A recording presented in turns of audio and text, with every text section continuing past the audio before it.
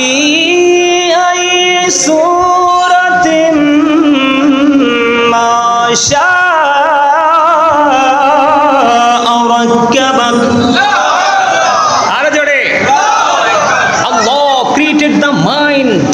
কি beautiful message, কি চমৎকার। আল্লাহ রাব্বুল আলামিন বলতেছে আমাদেরকে আল্লাহ সুন্দর করে মন মতো করে আমাদেরকে গঠন করেছেন। জোরে জোরে কোন সুবহানাল্লাহ। এখন আমরা কি মন মতো পথে হাঁটি? এই মহাসাগরে যখন মানুষ পড়ে যায়, মহাসাগরে পড়ার পরে মানুষ কি করে? সাহায্যের জন্য হাউমাউ করে কাঁদে না? একটা খড়ও যদি দেখতে পায় সেটাকে ধরে বাঁচতে চায়।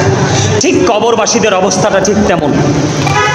কবরবাসীদের অবস্থাটা কি আপনারা জানেন না? আব্দুল্লাহ ইবনে আব্বাস রাদিয়াল্লাহু তাআলা আনহু থেকে হাদিস বর্ণিত, হাদিস কানে এসেছে বাইহাকি শরীফের মধ্যে। কবরবাসীরা শুধু তার আপন স্বজন প্রিয়জনদের হাদিয়ার অপেক্ষায় তারা কবর অধীর আগ্রহে থাকে। জোরে বলেন না সুবহানাল্লাহ। আজকে আমাদের দেশে অনেক দাড়িওয়ালা টুপিওয়ালা একবার হয়েছে, কয় আপন জনের জন্য আপন স্বজনদের জন্য নাকি খাওয়ানো যাবে না, দোয়া করানো যাবে না, মিলাদ পড়ানো যাবে না। আপনারা কি যাবেনার পক্ষে না যাবের পক্ষে? আরে জোরে আজকে কি একবারে হৃদয় থেকে বলবেন আজকে আপনারা সবাই রাজীব ভাইয়ের বাবার মৃত্যুবার্ষিকী জলসায় আপনাদের কি সত্যি আপনার আপন স্বজনের মৃত্যুর কথাকে একবারও মনে হয় নাই? এই জন্য আমার রাসূল বলেছেন আমি তোমাদেরকে শুরু থেকে নিষেধ করেছিলাম কবর জিয়ারত করার জন্য। পরে রাসূল আবার বলেছেন তোমরা কবর জিয়ারত করো, কারণ কবর যখন জিয়ারত করবে, কবরবাসীকে যখন স্মরণ করবে, তোমাদের অন্তরটা নরম হয়ে যাবে, তোমাদের ওই জায়গায় যাওয়ার কথাটা মনে হবে। এটাকে আমাদের হেদায়েতের জন্য, তাকওয়ার জন্য কি একটা গুরুত্বপূর্ণ ভূমিকা রাখে না? অবশ্যই রাখে। রাখে কি রাখে না? এই জন্য বলছি একটু মন দিবেন, সময় তো বেশি নাই, আমি শেষ করে দিব। আপনারা কি কেউ বিরক্ত হচ্ছেন? বন্ধুরে আমার, হাদিস শরীফের কিছু অংশ আমি আপনাদেরকে শুনিয়েছি। যিনি আল্লাহ বলা, যার অন্তরে নবীর প্রেম ছিল, আহলে বাইতের প্রেম ছিল, কোরআনের প্রেম ছিল, আইনের ভান্ডারে কোরআন অবজারভেশন করে যিনি বাস্তব জীবনকে বাস্তবায়ন করে করে তিনি ফিউচার পর্যন্ত পৌঁছে গেছেন। ওনার ফিউচার হয়ে গেছে অত্যন্ত ব্রাইটনেস, আলোকিত। জোরে জোরে বলেন না সুবহানাল্লাহ। আমি জীবনে কার কোনো মানুষের কবর কি দেখতে পাইছি দৈর্ঘ্যে প্রস্থে 70 গুণ চওড়া? কথা কয় না। দৈর্ঘ্যে প্রস্থে 70 গুণ চওড়া আমরা কখনোই দেখিনি, কিন্তু আসলে কবরটা তার জন্য জান্নাতের বাগান। কিন্তু বন্ধু, যিনি মুনাফিক, যিনি আল্লাহ রাসূলের বিধানের অমান্য করেছে, নিজের গায়ের জোর খাটিয়ে খাটিয়ে চলেছে, আলেম ওলামাদের কথা শুনেনি, খতিব সাহেবদের কথা শুনেনি, আলেমদের কথা শুনে নিজের বাস্তব জীবনটাকে তিনি ডেভেলপ করতে পারেনি, ওই ব্যক্তি যখন বন্ধু কবরে যাবে, কবরে যাওয়ার সঙ্গে সঙ্গে আল্লাহ রাব্বুল আলামিন তার জন্য এমন একটা ব্যবস্থা করে রাখবে, তাকে প্রশ্ন করা হবে, সেই কোনো উত্তর দিতে পারবে না। এর মধ্যে সবচেয়ে বড় ভয়ঙ্কর হলো রাসূল সম্পর্কে যখন প্রশ্ন করবে রে, সে সঠিক কোনো উত্তর দিতে পারবে না। সে বলবে মানুষ যা বলতো আমিও তা বলতাম, মানুষ যেইভাবে রাসূলকে চিনেছে, নবীকে চিনেছে, আমিও সেইভাবে চিনতাম। আল্লাহ রাব্বুল আলামিন সঙ্গে সঙ্গে মাটিকে একটা ডাক দিয়ে বলবে, মাটি রে তুই তাকে এমন ভাবে চাপ দে, মাটি এমন ভাবে তাকে চাপ দিবে। হাদিস শরীফের মধ্যে এসেছে বন্ধু, তার একটা হাড়ের ভিতর আর একটা হাড় ঢুকে যাবে মাটির চাপে। দুঃখজনক হলেও সত্য রে। কেমন করে বন্ধু তোমাদের হৃদয় পর্যন্ত আমার প্রাণের নবীর পবিত্র জবান মোবারকের কথাগুলো আমি ঢুকিয়ে দিতে পারবো আমি জানি না। আল্লাহ রাসূল বলে দিয়েছেন, আমি আগে কোরআনটা শেষ করি, তারপরে আমি আবার হাদিসে যাব। এইখানে আমি একটু কোরআন যুক্ত করতে চাই বন্ধু। হাদিস শরীফের মধ্যে এসেছে মাটি তাকে চাপ দিবে, একটা হাড়ের মধ্যে আরেকটা হাড় ঢুকে যাবে। কিন্তু বন্ধু আল্লাহ বলেছে লা ইয়ামুতু, আর মরতে পারবে না। আল্লাহু আকবার বলে না কেন? আরে আরো জোরে বলেন না আল্লাহু আকবার। লা ইয়ামুতু, people will not die that day, সেদিন মানুষ আর মরতে পারবে না।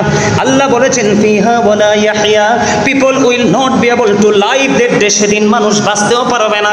আল্লাহ আরো বলেছেন ওমা হুমান হাবিয়া গায়িবিন, people will not be able to escape that day, সেদিন মানুষ সেখান থেকে পালাইতেও পারবে না। দেখছেন নি কবর? আমি যে বলেছি না যে কবরে একটু পরে নিয়ে আসতেছি, বাঁচারও কি নাই সুযোগ নাই, মরারও পালাবারও। কি করবেন তখন? বন্ধুকে টেলিফোন করবেন, নেটওয়ার্ক তো নাই, কি নাই, কথা বলে না, ওখানে নেটওয়ার্ক নাই, একেবারে চিরতরে ছিন্ন করে দিবে আল্লাহ রাব্বুল আলামিন। বিজ্ঞান সব জায়গা পর্যন্ত প্রবেশ করতে পেরেছে, কিন্তু 3.5 হাত মাটির ঘরে আজও ঢুকতে পারেনি। এই জীবনে ঢোকার সুযোগও আরো জোরে বলেন না কেন? এখন আপনারা কি ভালো কাজ করে আজকের পর থেকে নতুন কোনো গন্তব্যে হাঁটতে শিখবেন তো? কথা বলে না। আবার একটা হযরতে আবু হুরায়রা রাদিয়াল্লাহু তাআলা আনহু থেকে একটা হাদিস বর্ণিত। আমার নবী কয়েকজন সাহাবীকে নিয়ে হাঁটতে হাঁটতে যাচ্ছেন। যাওয়ার সময় হঠাৎ করে তিনি একটা গোরস্থান দেখে গোরস্থানের পাশেই বন্ধু তিনি দাঁড়িয়ে গেলেন। ইয়া রাসূলুল্লাহ, ইয়া হাবিবাল্লাহ, নবী গো, ও প্রাণীর নবী কেন গো দাঁড়িয়ে গেলেন? নবীজি দাঁড়িয়ে গেলেন, খেজুরের ডাল বন্ধু ভাঙলেন। এই কবরের পাশ থেকে খেজুরের ডাল ভাঙলেন। খেজুরের ডাল ভেঙে তিনি 2টা টুকরো করে 2টা কবরের মধ্যে তিনি গেড়ে দিলেন। ইয়া রাসূলুল্লাহ, তার মানে কি? ইয়া হাবিবাল্লাহ, তার মানে কি? আমার নবী বলেছেন এই 2টা কবরের মধ্যে আযাব চলতেছে, আমি নবী দেখতে পেয়েছি। যতক্ষণ পর্যন্ত খেজুরের ডালাগুলো সবুজ থাকবে রে, ততক্ষণ পর্যন্ত খেজুরের ডালাগুলো জিকির করতে থাকবে। আর এই জিকিরের বদলতে কবরবাসীর কবর আযাব মালিক বন্ধ করে দিবে। Zika is the heart medicine. গবেষণা ইনস্টিটিউট থেকে বের করেছে স্টেনোমার যারা, তারা বলেছেন জিকির আপনার হার্টকে স্ট্রং রাখবে। একটা মানুষের হার্ট যত বেশি স্ট্রং, একটা মানুষের জীবন তত সুন্দর। জিকিরের ফজিলত, জিকিরের মর্যাদা এত বেশি। আপনি ঈমানকে টেকসই করে যখন আমল করতে করতে নতুন গন্তব্যের দিকে হাঁটতে থাকবেন, যতই যাবেন সামনে পৃথিবী সবাই দেখে অন্ধকার, কিন্তু আপনার দৃষ্টি যাবে শুধু আলোর দিকে। কোথায়? কথা বলে না কেন? আরে আরো জোরে বলেন না। আমি আপনাদেরকে আজকে যেহেতু কবরবাসীর উদ্দেশ্যে, রাজীব ভাই বাবার উদ্দেশ্যে আজকের এই জান্নাতের বাগান বন্ধু আরেকটা মজার, একটা আকর্ষণীয় একটা হাদিস আমি আপনাদেরকে শোনাই। মুহাম্মদ ইবনে নসর রাদিয়াল্লাহু তাআলা আনহুর বাবা, মানুষ যখন মারা যাইতো গো, মানুষ মারা গেলে তিনি জানাজায় অংশগ্রহণ করতে পারলে তিনি বেশি খুশি হতেন। সব সময় তিনি যত দূরেই মানুষ মারা যাক, যখন তিনি মৃত্যুর সংবাদ পাইতেন তিনি জানাজায় শরীক হয়ে যেতেন। হঠাৎ একদিন এমন এক প্রেমময় দৃশ্য তিনার চোখের সামনে এসে পড়লো। দৃশ্যটা হলো বন্ধু, সব মানুষ ওই লোকটাকে জানাজা দিল, কাফন পরালো, দাফন করে চলে গেল। মুহাম্মদ ইবনে নসর রাদিয়াল্লাহু তাআলা আনহুর বাবা তিনি কবরের পাশে দাঁড়িয়ে রইলেন। হঠাৎ করে তিনি দেখতে পাইলেন জিন্দা যেন 2টা মানুষ এই কবরটার মধ্যে ঢুকতেছে। সুবহানাল্লাহ বলেন না। উনি বলতেছে এরকম দৃশ্য দেখা তো থাক দূরের কথা, আমি কোনোদিন এমন গল্প শুনি নাই। কি এমন আশ্চর্য খবর, মানুষ মারা গেল, একটা ডেড বডি কবরে রাখা হলো, কিন্তু কবরের মধ্যে মনে হয় যেন 2টা জিন্দা মানুষ যেন প্রবেশ করতেছে। তিনি আশ্চর্য হয়ে গেলেন। তিনি এখানে দাঁড়ায় রইলেন, অনেকক্ষণ দাঁড়ায় রইলেন। দাঁড়ায় থাকতে থাকতে হঠাৎ করে তিনি দেখতে পাইলেন একজন বের হয়ে চলে যাচ্ছে, ওনার সাথে তিনি কথা বলতে পারলেন না। আরো একজন এখনো পর্যন্ত এই নতুন কবরের মধ্যে প্রবেশ করে আছে রে। এবার ওই মুহাম্মদ ইবনে নসর রাদিয়াল্লাহু তাআলা আনহুর বাবা তিনি কি করলেন, ওই নতুন কবরের পাশে দাঁড়াইয়া 10 বার তিনি সূরা ইয়াসিন তেলাওয়াত করলেন, 10 বার তিনি সূরা মুল তেলাওয়াত করলেন, করে আল্লাহর দরবারে দুখানা হাত তুলে দিলেন। ইয়া রাব্বাল আলামিন, মনিব আমার সামনে রহস্যকর একটা ঘটনা গো আল্লাহ, আমি সেই রহস্য উদ্ঘাটন করতে চাই, দেখতে চাই মনিব, এটা কেমন করে সম্ভব, কেনই বা 2টা মানুষ আসলো। বন্ধুরে আমার, ওই ওনার দোয়া শেষ হইতে দেরি রে, সঙ্গে সঙ্গে কবরটা, নতুন কবরটা ফাইটা 2টা টুকরা হতে দেরি হয় না। জোরে জোরে বলেন আল্লাহু আকবার। কবরটা ফাইটা বন্ধু 2টা টুকরা হয়ে গেল। কবরটা ফেটে যখন 2টা টুকরা হয়ে গেল, এবার তিনি দেখতে পাইলেন ওই যে আরেকজন তিনিও বের হয়ে চলে যাচ্ছেন। এবার ওনাকে ডাক দিলেন, হে আগন্তুক আপনি একটু দাঁড়ান, আপনার সঙ্গে কথা আছে। আপনি কে গো? আপনারা 2 জন এসেছিলেন, একজন আগেই চলে গেল, আরেকজন এখনো পর্যন্ত আপনি অবস্থান করতেছেন, আপনারা কে? কয় আমরা পৃথিবীর কোনো মানুষ নই, আল্লাহ রাব্বুল আলামিনের রহমতের 2 জন ফেরেশতা। আপনাদের কাজ কি? আপনারা কেন গো এসেছেন? ওই আজকে যিনি ইন্তেকাল করেছে, যাকে কিছুক্ষণ আগে সমাহিত করা হয়েছে, উনি আল্লাহর এমন একজন প্রিয় বান্দা। আল্লাহ রাব্বুল আলামিন আমাদেরকে, ওই আল্লাহ রাব্বুল আলামিন মনোনীত করে রেখেছেন, আমাদেরকে পাঠিয়েছেন যে আপনাকে যখন ফেরেশতারা প্রশ্ন করবে, উনি যদি উত্তর দিতে না পারে উত্তরগুলো যেন শিখিয়ে দেয়। জোরে জোরে বলেন না সুবহানাল্লাহ। আরো জোরে বলেন সুবহানাল্লাহ। বন্ধুরে আমার, জান্নাতি যারা তাদের নেয়ামতের অভাব নাই। জান্নাতি যারা আল্লাহর প্রিয় বান্দা যারা, তারা কবর থেকেই নেয়ামত বরাদ্দ হয়ে যাবে। আল্লাহ রাব্বুল আলামিন পবিত্র কালামে হাকিমে বলে দিয়েছেন, ইনদা রাব্বিহিম ইউরযাকুন। আল্লাহ রাব্বুল আলামিন তাদের জন্য জান্নাতি খাবার বরাদ্দ করে রেখেছেন। জোরে জোরে কন্যা সুবহানাল্লাহ, আর জোরে।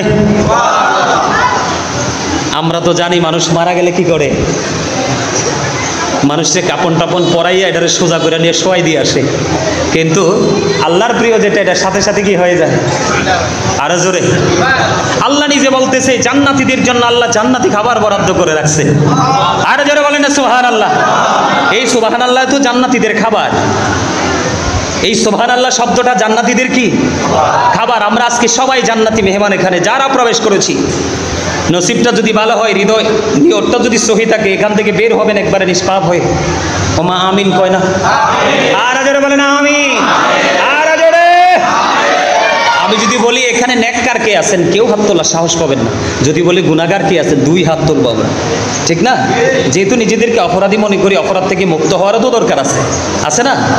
আল্লাহ রাব্বুল আলামিন জান্নাতি খাবার বরাদ্দ করে রেখেছেন বন্ধু আল্লাহর প্রিয়দের জন্য।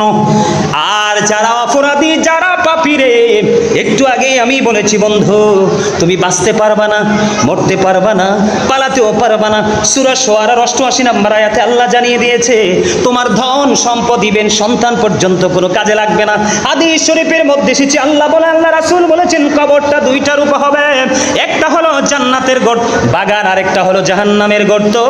এখন বন্ধু আমি সংক্ষিপ্ত সময়ে যেহেতু একটু কাট করে কথাগুলো বলছি, আপনার যারা অপরাধী, যারা পাপী, যারা জাহান্নামী, তাদের জন্য একটা খাবারের খবর পাইলাম।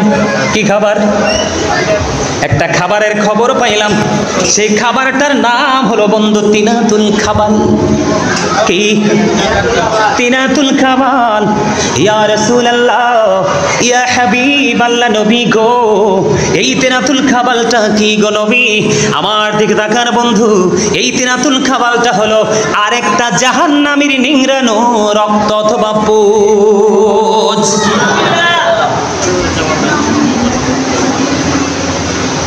শেষ করে দিব, টেনশনের দরকার নেই। হ্যাঁ, আলোচনা করব। আমি তো আপনার জামাতের টেনশন করতেছি। আজকে একটু পিছাই দেন, এটা আমারও দাবি, কারণ প্রতিদিন তো চাইলেও আসতে পারবো না। আপনি কি বলেন? আপনার অনুমতি ক্রমে, নাইলে তো হবে না। একটা কাজ করতে পারি, পরে নামাজটা জামাত শেষ করে চলে আসবে, যেহেতু খাবারের ব্যবস্থা আছে, সবাই চলে আসবে।